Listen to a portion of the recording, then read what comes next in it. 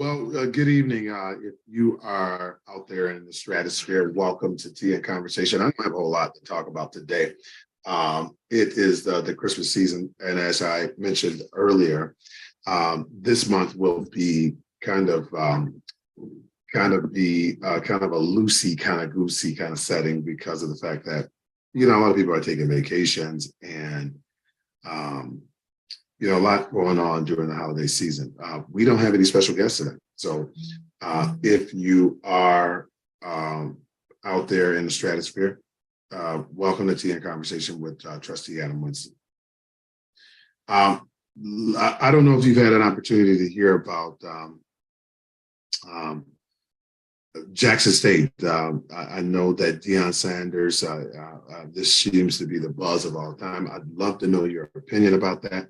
So get on. Tell me what you think about that situation. Would you have taken the money? Should he have stayed at Jackson State? Deion Sanders is who I'm talking about. Should he have stayed in Jackson State and just, coach football from there? It looks like he kind of took the money and ran.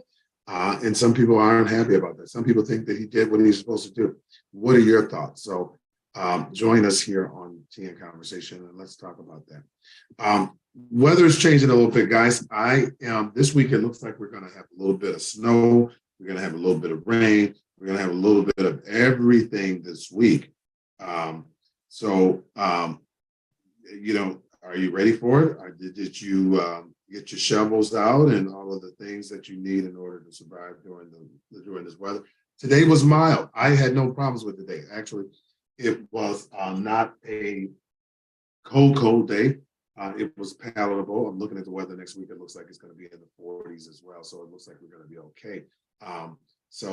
Last week, just like this week,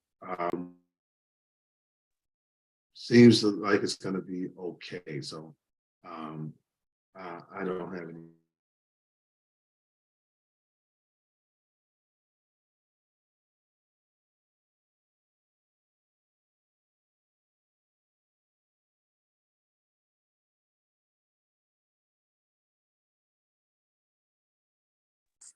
If you know anybody that was running for office today and you had objections to a person's candidacy or their paperwork, today was the day to file that objection. Today was the last day to file the objections for those who are running under the established party's banner.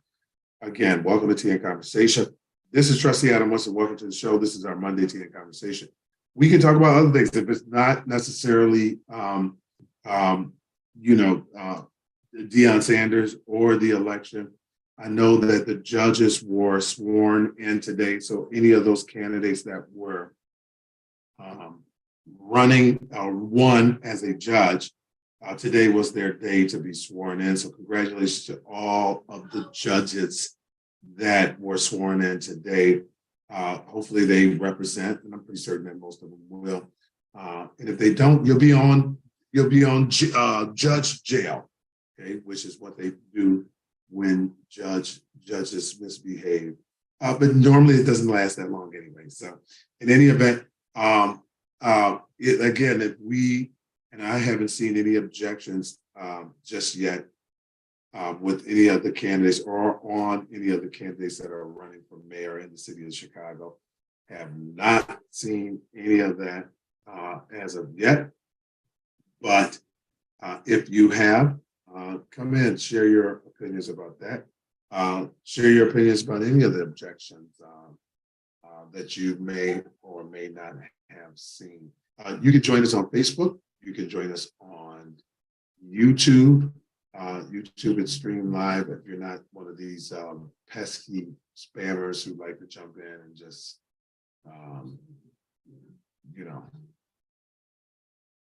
add no value. Join in, watch us from your computer, have some conversation with us. If you're not a subscriber, subscribe because that's how we continue to have these particular talks every Monday, is by having people who support the channel and people who want to participate in the conversation each week about things that are impacting and affecting their community.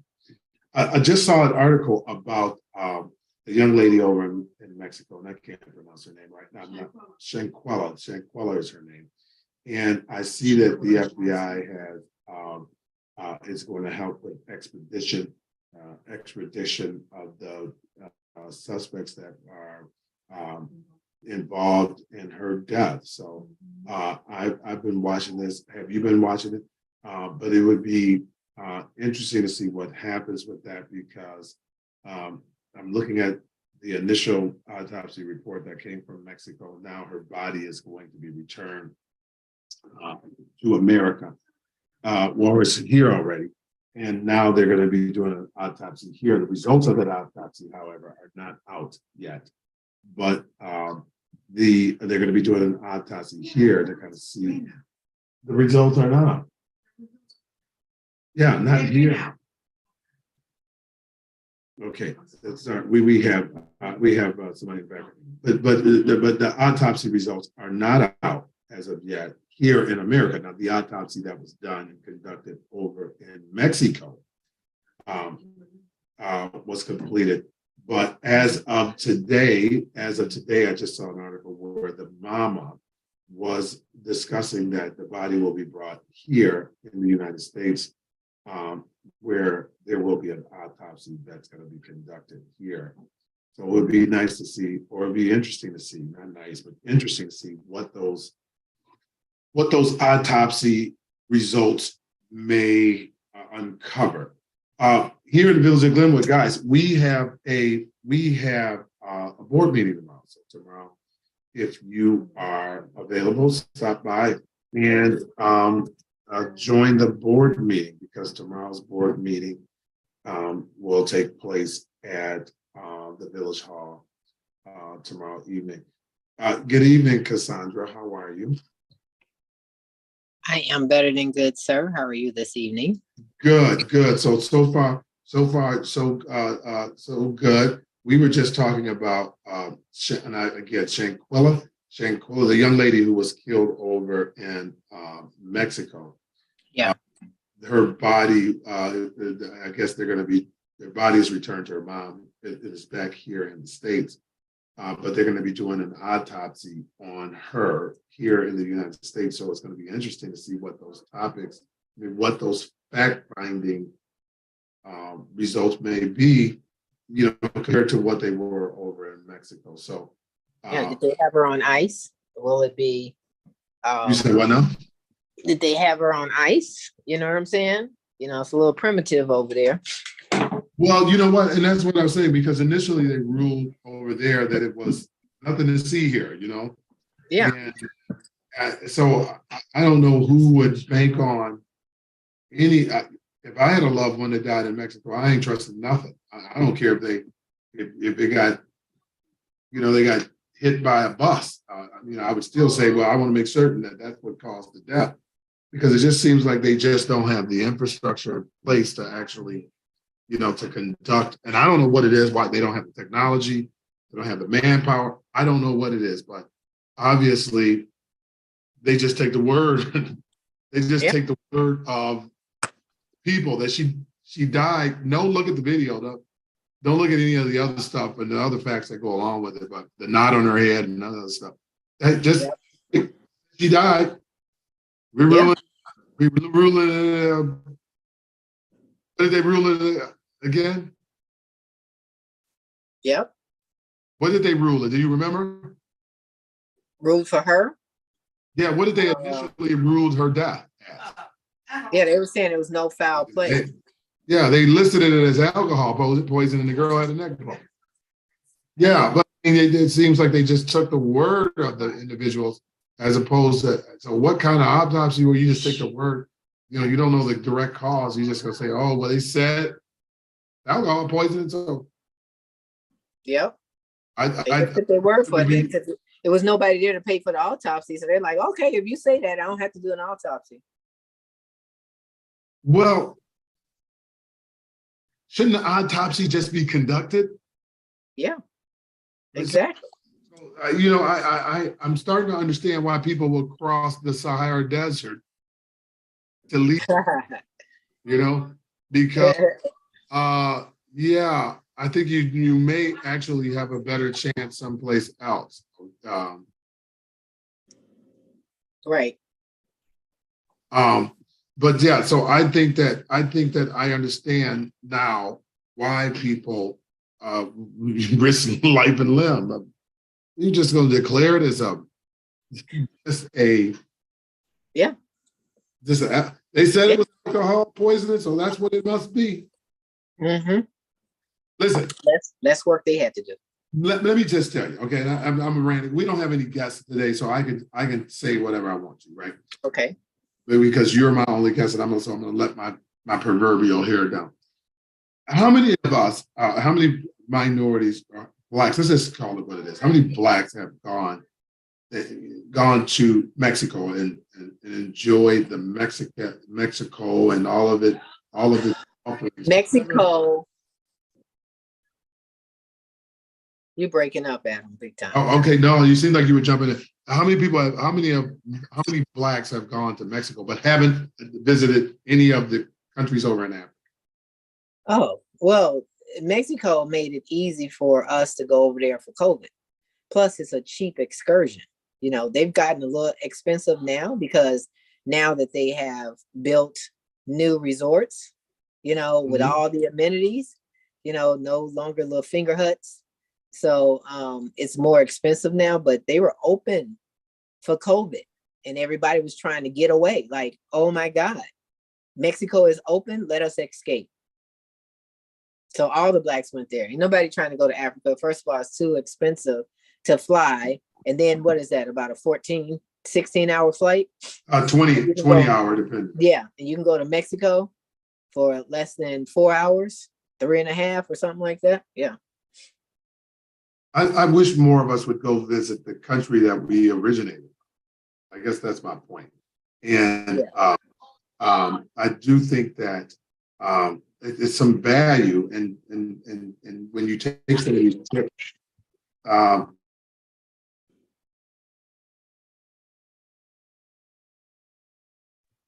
Oh my God, my son is like the worst, the person to have in the I house. thought somebody was breaking in. You know how people like to jump in. No, my son is back there playing a video game and he's completely lost his mind. But that's what basements are for. Yeah. But I don't want him down there messing with my weights. You know, I'm trying to get strong. Yeah.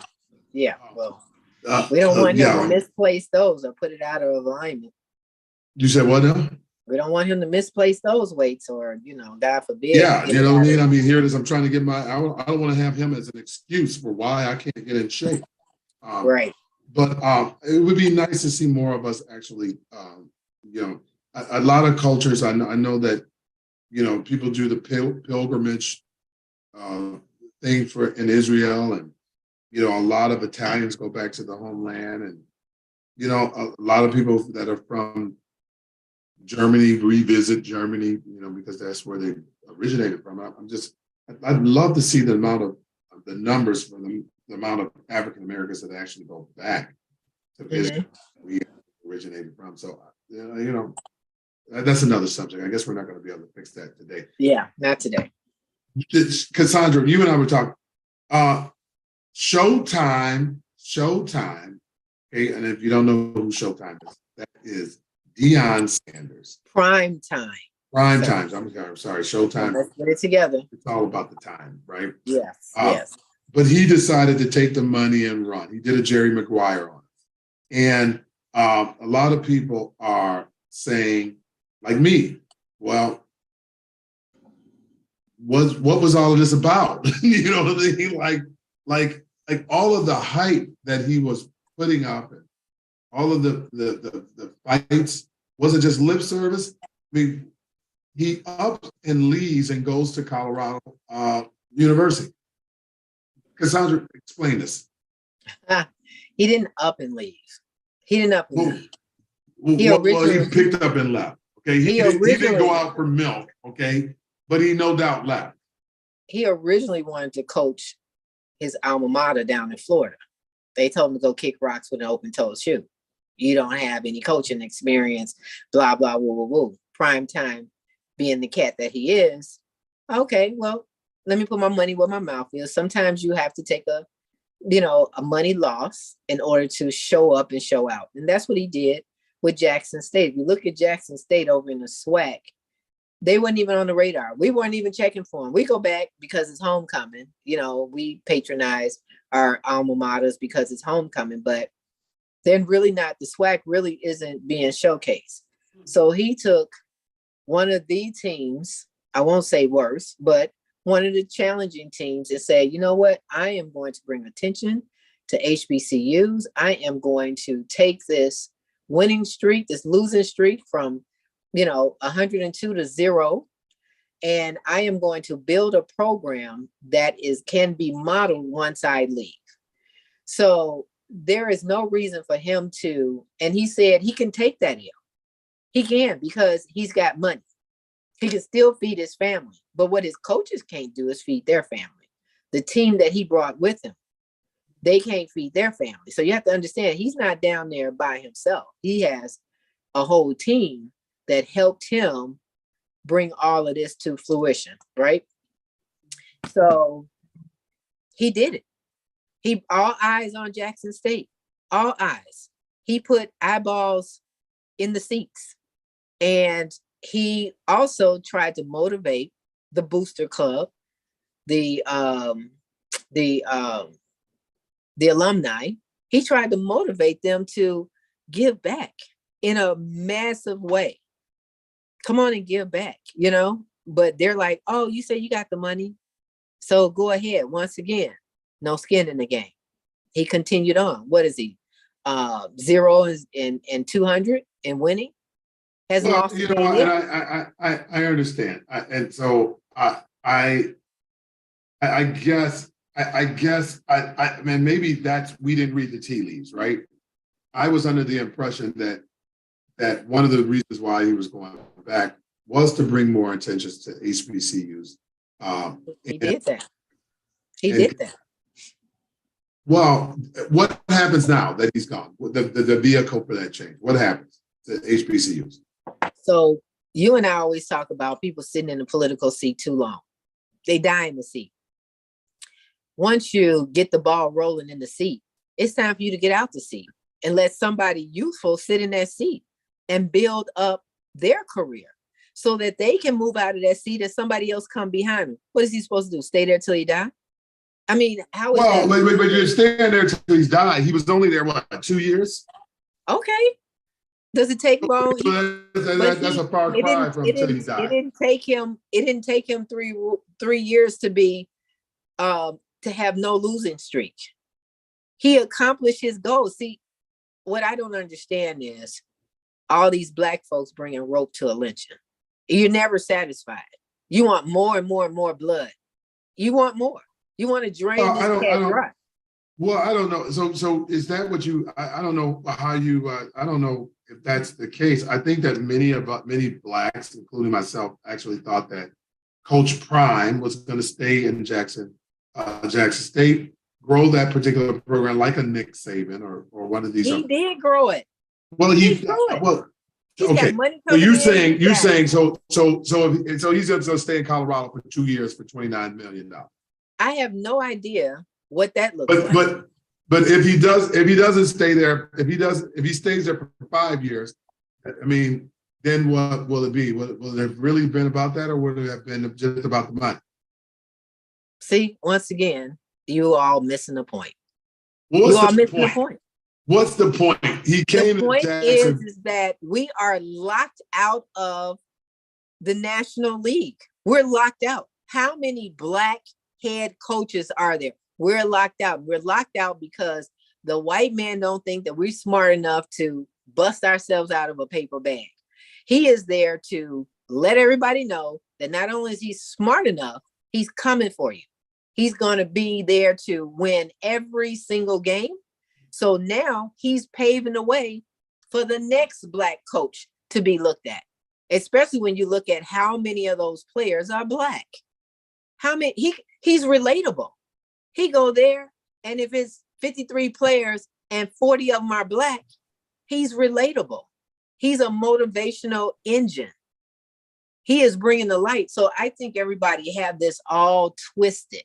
Everybody's got their feelings in the way. He's supposed to continue to be broke. He got $300,000 a year in salary. I'm pretty sure Prime spends that a month to take care of his family. Have you seen his wife?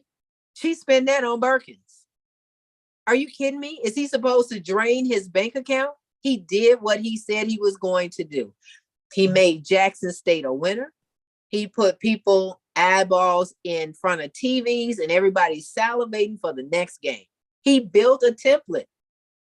So now it's time for Jackson State now. I have no idea. You don't watch football. well, but you sound like somebody who really watches it. I mean, you're really talking. But this is why I'm so credible, because I have no horse in that race, and I'm able to objectively look at this. You people who are diehard football players, y'all so mad, y'all seething and foaming at the mouth. I'm on the outside looking in. I'm more rational than you guys. I'm looking and reading between the lines. I see what he was trying to do. You guys, get your feelings out the way. Get your feelings out the way. All y'all are hurt because what? He did what he said he was going to do? He said he was going to leave? It doesn't matter. He didn't put no expiration on it. He's supposed to stay there forever. He didn't put no expiration on it. But he did 99% of the stuff he said he was going to do.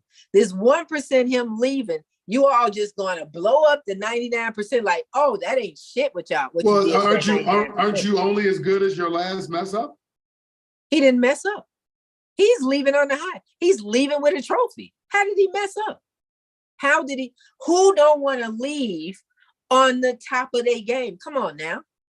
I mean, we already got somebody who's on the bottom of their game and used to be on the top of their game. And now he got egg all over his face. And now his legacy is all chewed up into shreds. So now what do you got? Who's that you're talking about? I think you know who I'm talking about. Are you talking about? I'm talking about the political world. Oh, you're talking about the political. I thought you were talking about another coach. I thought you were talking about the coach. Because what Prime did was Prime created a winning formula that the next coach don't have to figure out. Now he can add to it. It's all about addition and multiplication.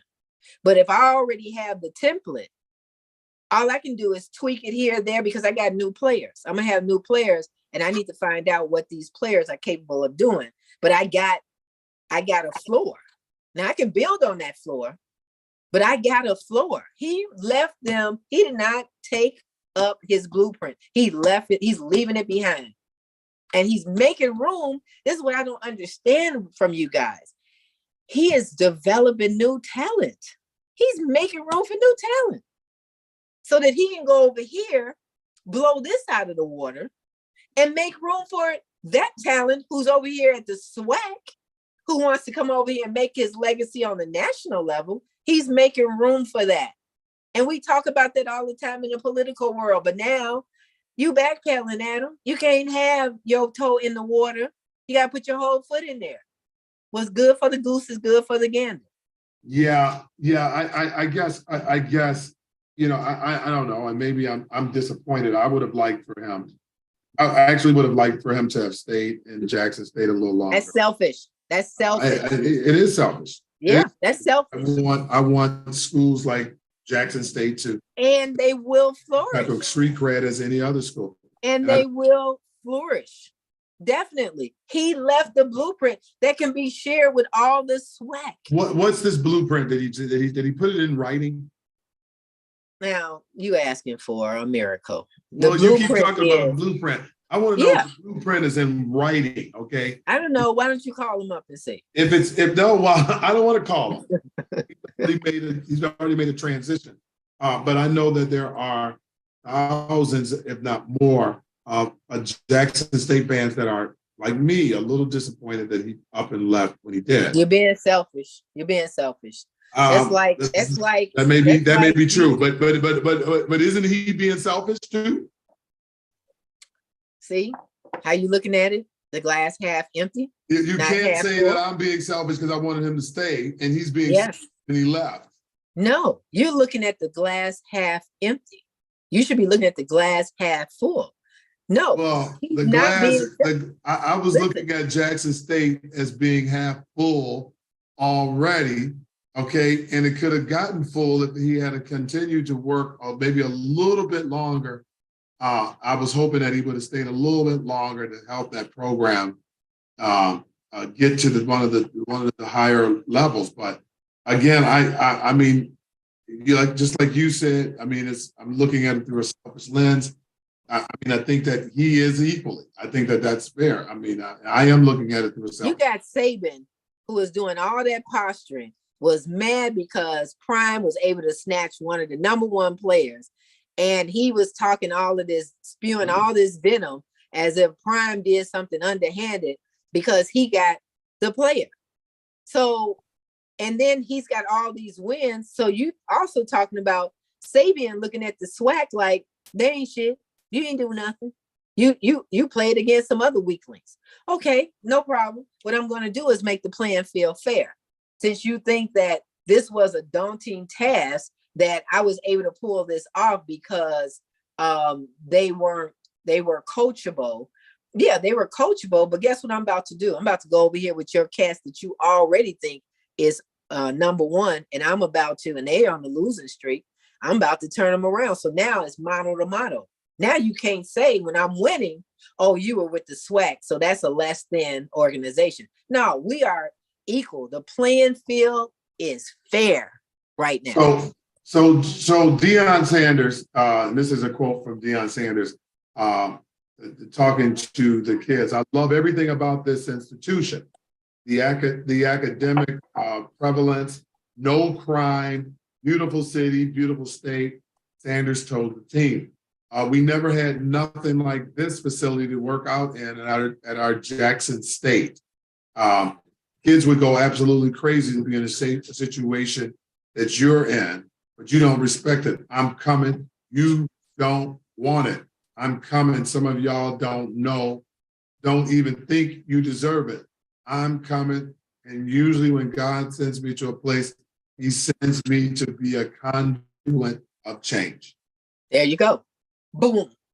Well said. He's a conduit of change. He's about to change minds. He's about to open doors for other Black talent to come and, get an opportunity to be head coach, not water boy, but head coach. And it's got some meat behind it. He is the conduit of change.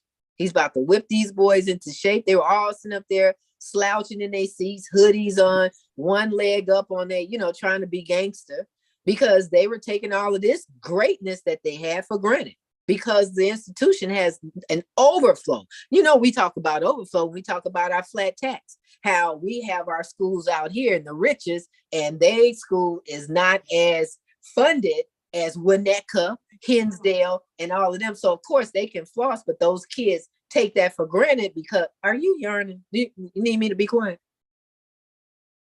No, go ahead. I'm fine. Am I boring you? Because you're yarning. Not at all. I'm sorry, this had nothing to do with you. Let me be selfish, okay?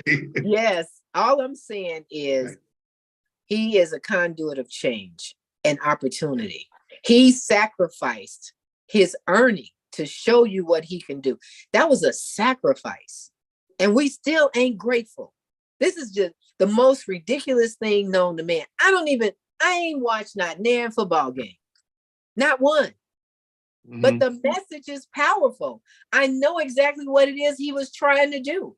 But because of all you all got y'all underwear in a pinch, because y'all want to be selfish and y'all want to keep him down with your foot on his neck.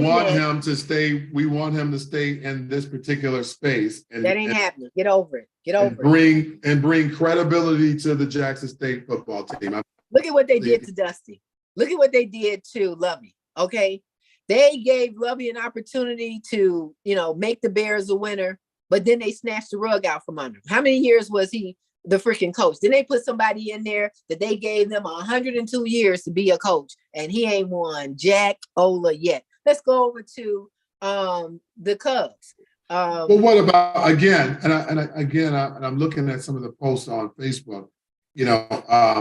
Some of the things that people are saying that he made commitment. I mean, a lot of these kids went to that they went to that program for him, and to have an opportunity to play with him or to be coached by him, and then he kind of let them down. I mean, what do you say to that? What do you say to those people? I bet there's a clause in their contract. Well, they can be red-shirted at the new joint. When you transfer, you're not going to be a player right away. They're going to red-shirt you. And I bet there's a clause. How do I know this? Because my son played baseball. So I'm just this is transferable knowledge. I'm just transferring what I heard doing baseball over to football. And I bet you my bottom dollar that he did not lock them players in, especially the number one player that came over there and wanted to be coached by him. I bet there's a clause and out. I bet. Coach Prime is brilliant. He's no dummy. But you all got to get over y'all's selfish selves. Let this man go and champion for it. Look through your Rolodex of football players that could actually coach Jackson State.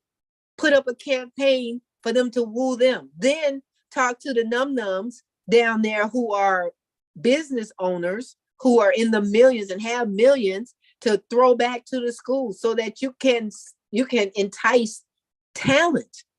What is this? $300,000. What is that foolishness? What is that? Nobody came down there and built a complex and put their name on it. What is that? I mean, he don't take all the blame. We got to blame the establishment. We got to blame everybody that wear that GSU proudly. Like, dude, are you giving back? Are you at least giving $50 a month? It goes a long way. Why does he have to drain his bank account and stay there until what? So is it really just about the money? Adam, why do you keep dragging me I'm down? saying, well, do you think that's why he left was simply because of the money? Adam, don't we have precedents in the political world? Meaning that if something happened and we ain't never seen it before, if we put it on the books, they vote on it and say, okay, we ain't never seen you bend over before, but now it's law. You can bend over. So the next person coming in, you're allowed to bend over. I say that to say, he's up in the money game. Like, you gave me 300. That ain't enough for the next player. He went over here to the National League and they gave him $5 million. So guess what's going to happen? The next player come in, have a benchmark to start with. You ain't going to start me with no 50 cent, 300,000. There is precedent. We starting with 5 million and we're going to negotiate ourselves up from there. You understand? Yeah. So he's doing stuff that's out of the box and nobody appreciated. Everybody want to shoot him over this one move, but they just like blew up, threw the baby out with the bathwater and all the other 99 shits he did right. And just blowing it up. I don't get it. That's why I'm able to speak on it, because like I say, I don't even like football. I go to the halftime. I want to see the shows. Yeah. He didn't even have enough money to drag the band. When they go somewhere, he ain't got enough money for uniforms or to feed them or put them in a decent hotel. But these other conglomerates, they got all the money in the world and some change. Motel 6 will leave the light on for you. With roaches. Yeah. Listen, I'm gonna in other news, in the city of Chicago, there is 95 candidates running for alderman seats. So 95. Has that ever happened? No, because 95 people. No, because if you look at the machine, there was always a machine to knock people out, to sit and negotiate with them and say, don't run this time. I'm gonna put you over here. You don't have that machine anymore. You don't have Old Man Daly. You don't have Young Daly. You don't have Rom. You look at the machine. I mean, the inmates are running the asylum. You are kidding. Wow. I mean, so the 21st ward, which is headed by the alderman Howard Brookins, has 15 candidates that are running for it. Because he stepped down. Yeah. Had So Alderman Brookins been in that race, ain't nobody challenging him because he's been doing good things over there. Ain't nobody right. challenge. So you got 15 automatic seats where people are retiring. This is not happening. This is not happening. So what you have now is everybody throwing their hat and dress in the race. You know, some of them know that they're not gonna make it, but they forever in the books of I ran for alderman, right? Right. You know, so yeah, I say the more the merrier. Have at it. You only need so many numbers. So that's Ward 2021, and then you have Ward 6. I think that's Roderick Sawyer's district. There are 13 people vying his seat, and I guess it's because he's running for mayor, right? And guess what you can't do? Vet none of these people. Can't vet none of them. None of them. If they had an hour of a form for an hour, do the math. 13 people all on the stage to do a forum, divide that by 60 minutes and see that they have 2 minutes apiece to speak or something crazy. Something crazy. How you gonna figure out what the hell they gonna do? So really this right here is a popularity contest. We ain't gonna hear what you're gonna do for the people. We ain't gonna hear that. And somebody's gonna win those seats that probably shouldn't. Yeah. Because it's just so many people that are in the race. You know, so that was just two, but in the fifth ward, which I don't even know what that is, but I think Leslie Harrison, you got 12 people jockeying for her seat. She retired. You know, once again, she was servicing her ward and she retired. And now you have all these people saying, hey, I might as well go for it. You know, if she was still in there, all these people who are retiring, if they were still in there, you might have one or two people trying to see if they can unseat them. And they know they can't. But so now that is an open seat. So is it because a lot of these people, these aldermen are running for mayor? Could that be? Not all these people are running for mayor. Well, what about Sophia King? Isn't she running for mayor? Yeah. It's only 2 women in the race for mayor. Okay. Alderwoman King and Mayor Lightfoot. It's only 2 women in there. So, but there are 8 people running for her seat. Yeah, but only 2 gonna make it to the runoff. It's gonna be a runoff because the votes are so split. Yeah, the top 2 vote getters are gonna have a general. You got in the 21st ward, Monique Scott. She faces 7 candidates in her re-election campaign. Since she was appointed by Lightfoot. And I guess people are like, well, I might know her, I'll run against her. Yeah, exactly. So she was appointed. Her brother was in that seat. Her brother was in that seat. Can you imagine? Let me ask you.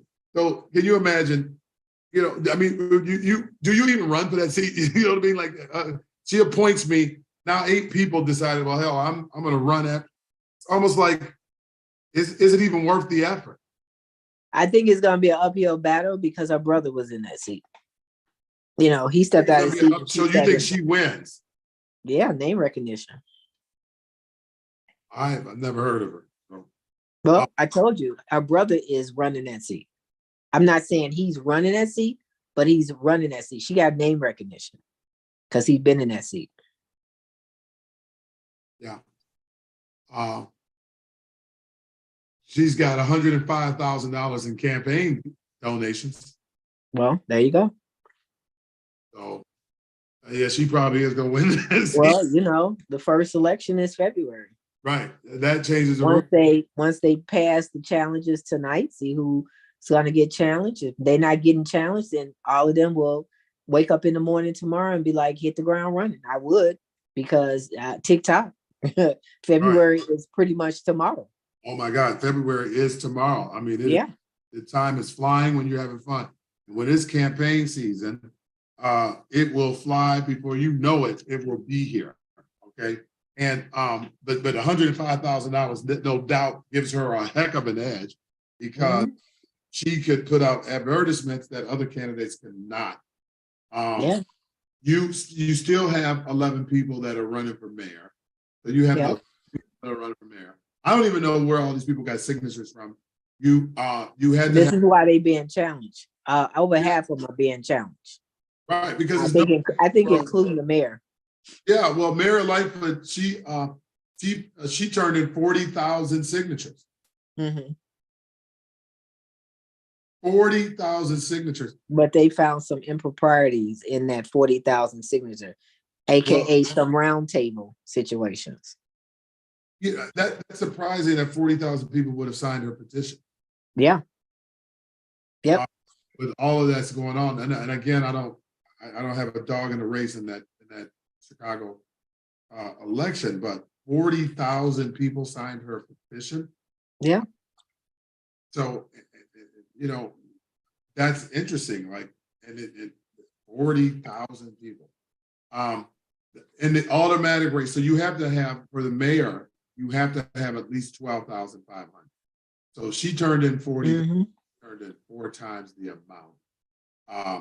Can you imagine? So even with when we were in the race for the assessor, that's the whole Cook County. So we're talking about the mayor's race, it's just Chicago, right? So the whole Cook County, we turned in a little under 24,000 signatures. That's the whole Cook County. Yeah. Where she get 40,000 signatures from Chicago? It says that she filed her petitions that included 40,000 signatures. Okay, well, some of them pages might be blank. Yeah, and is that I look at that. I guess if I were an opponent, I would think like you, like, yeah, you're going to prove this. Yeah. But here's the challenge: like, even with 40, even to challenge a person with 40,000 signatures, that costs a lot of money to challenge you. That means somebody has to go through 40,000 signatures. Not somebody, a gang of people. So a gang of people have to go through that, 40,000. We talking about the mayor's seat. If you don't spend any money anytime before, you spend it now. Yeah. You got time to pony up some more money. But if we can get you off the ballot, I might not have to come up with no more money. We gonna crip walk right into that seat. Yes. So for an alderman, you only needed 473 ballot signatures. So that's a little bit more palatable. But that's 40,000 that they claim Lori Lightfoot turned in. Yeah. And then on Willie Wilson. So here's the thing. Okay, Willie Wilson turned in 61,000. Mm-hmm. Oh, I straight up believe ain't nobody gonna challenge his, because we already know he's too legit to quit. Congress Chewy Garcia turned in 48,000 signatures. So we need to check his, because if it's undocumented immigrants, they don't have the right to vote in no municipal election. So we need to check his signatures to make sure that they are all voters. Brandon Johnson filed with 42,000 signatures. He's loved. Brandon is loved. He's union Paul Balance, which I think his would be legit, would be 41,000 signatures. They challenging his. Sophia King, 37,000 signatures. Yep, they challenging hers. Jamal Green, 30,000 signatures. They challenging his. Kim Buckner, 24,000 signatures. For sure they challenging his. Listen, I believe his more than all of them. That because he has the less, right? Because he had the least amount. I would bet that that his would happen, because sometimes all you need to do is make sure you got the, if all you need is 12,000, as long as you got somebody who's checking them and you can qualify that they actually get them signatures. Like, why do I need any more? Yeah, exactly. So but if you look at the number of signatures, I would assume that anybody that signed Chewy's couldn't have signed Willie Wilson's. And if they signed Willie Wilson's, they couldn't have signed Lori Lightfoot. And if they didn't sign Lori, if they signed Lori Lightfoot, they couldn't have signed Brandon Johnson. How many of those signatures are repeat signatures from folks they've already turned in? But I thought that you have to get it notarized. Whoever get it notarized first is the person who is the owner of the signature. I don't know how that works. I know it says Lori Lightfoot turned her signatures at 9 a.m. That means she would be the first. She turned hers in. She wasn't even in line. She's not the first to turn in her signatures. She's going to appear on the bottom slot of the ballot, the second highest visible spot. So she's at the last slot. Garcia got the last slot. Okay, so how is that visible? Garcia's the last. You either want to be the last or the first, so they say. I don't know how much here that says that you don't want to be the last or the first. You want to be the second highest visible spot would be the second from the bottom. Oh, okay. All right. Hey, I didn't make the science up. I guess the most visible would be number one. What would because they didn't talk about the most visible. Yeah, number one. Right. It's just very interesting to see that incumbents. So Ward 3. So you got. I mean, we talked about the 95 people, but you got Pat Dowell's being challenged by 3 other people. You got. I don't see her losing. I don't see her losing either. Yeah. You got Greg Mitchell. He's got 2 candidates. He's got 2 people challenging him. Mm-hmm.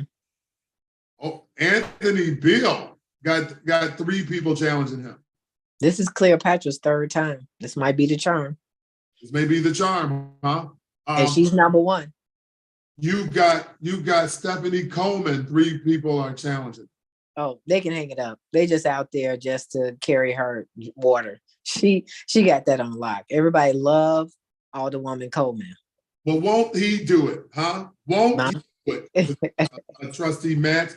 David Moore, after a tough race for Secretary of State, has no one challenging him. Understand this. How many votes did he get off of that race? He's going to get them same votes.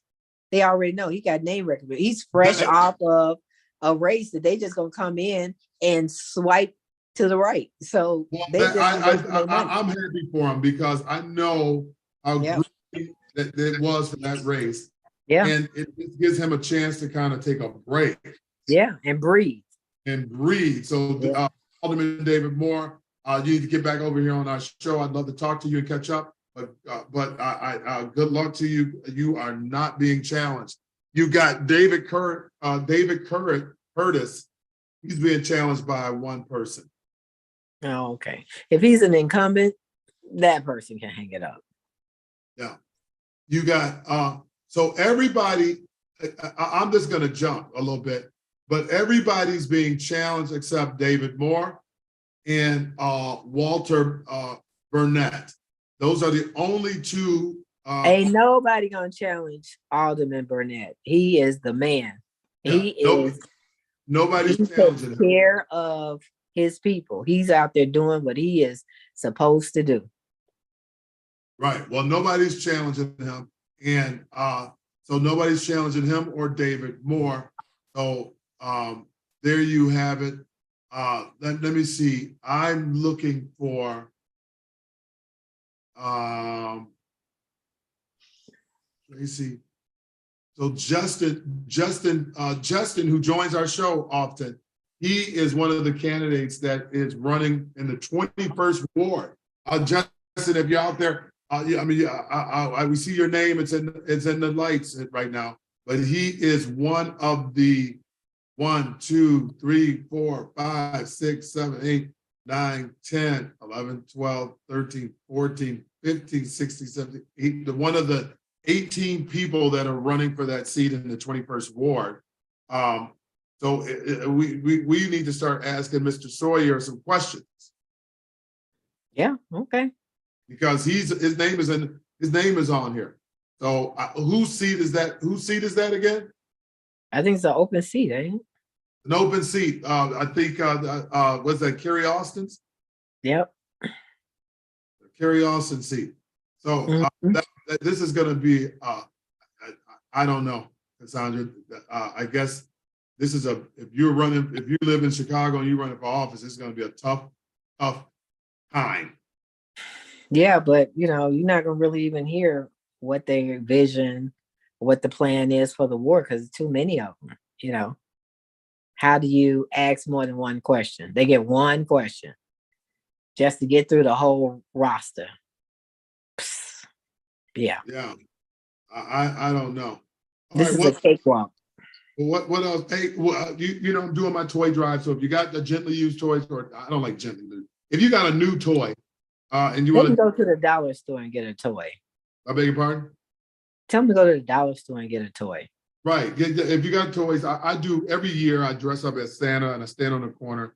So I'm asking for toys, girl or boy toys, or unisex toys. I don't really care. It's COVID. It's COVID. No used toys. It's COVID. No. Right. Well, I'm not asking for used toys. I'm asking for toys. So yeah. If you're out there, please donate toys, a toy or toys or money. I don't care if it's money. You want to shop for toys, fine. I just ask that you get them to me in time, because 3 days before Christmas, I dress up and I will be in front of Gabe's in my Santa uniform, taking pictures with the kids. And so if you got some toys you would like to donate to support me, every year I've been doing this, that would be wonderful. Or money, but I don't need the money at the last minute. So if you're going to donate money, if you're not going to donate money, or you're going to donate money, please try to give it to me in enough time where I can shop for the toy. That's coming up. These months are coming by really, really quick. And if you're in the village, Trustee Matz, what about you? Are you going to be able to come on and tell the public who you are? Did you make it official yet? Nope. No, sir. Have not. Okay. Are you? Eventually. Well, as you know, I am running for office. There's no secrets. I am going to be running to retain my seat. I am running with Tangela Taylor, and I'm also running with an Art Wiggins for trustee. So there are 3 seats available. I am running the slate with 2 other candidates, and hopefully I can retain the seat. Hopefully I can, and hopefully I get some support on that board with me by having these other 2 candidates join me on my quest to make Glenwood great again. See how easy that was, Trustee Matz? Oh, that was like smooth operator. Hey, Sade she's coming out with a new album. Okay. Are you looking forward to? I have to take this call. I'm gonna have to jump off, but I have to. No worries. We're getting off anyway. Thank you. Have a good night. Well, if you guys are watching Tea and Conversation, it's been a light show. I'd like to thank you for joining us. We are going to end it. I mean, it's for 3 minutes before the hour, but I don't think that we're going to have any other people that are going to be joining. So until next week, have a good night.